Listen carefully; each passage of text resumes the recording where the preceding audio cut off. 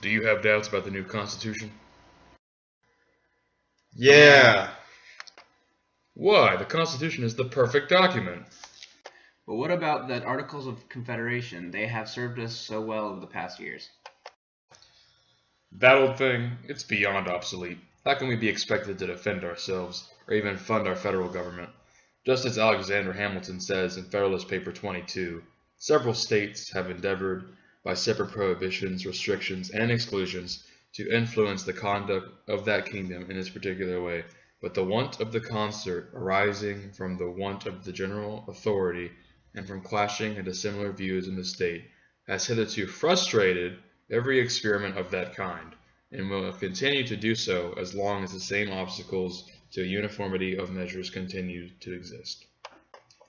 But won't giving extra powers to the national government allow them to have too much power? The Constitution was designed with this exact thing in mind. Therefore, the authors split up the national government into three branches: an executive, legislative, and judicial branch. What does each branch do?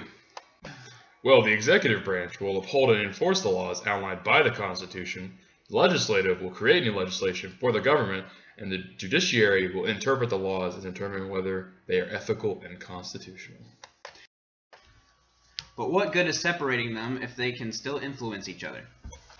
Just as Madison said in Federalist 51, in order to lay a due foundation for that separate and distinct exercise of the different powers of government, which to a certain extent is admitted on all hands to be essential to the preservation of liberty, it is evident that each department should have its own will. Not only is separation of these departments important, but a checks and balance system will also be put into place. What do you mean by checks and balances?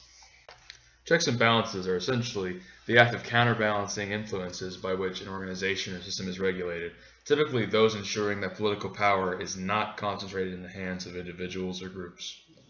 If the federal government only has three distinct jobs, how is everything else supposed to be looked after? Well, where the federal government stops, the state government picks up. Just as James Madison says in Federalist 45, the powers delegated by the proposed Constitution to the federal government are few and defined. Those which are to remain in state government's hands are numerous and indefinite. How are we supposed to operate with a state and federal government? Which government has the most power? The federal government ultimately has the final say when it comes to disputes involving multiple states, but as long as the state does not touch a topic distinguished in the Constitution, the federal government will not interfere. But what do we do if we want to change the Constitution as our society evolves? That's easy. The authors implement an amendment process. So long as a change is in the interest of the people, the Constitution can be changed. Once the Constitution has been ratified, we are expected to receive our first 10 amendments.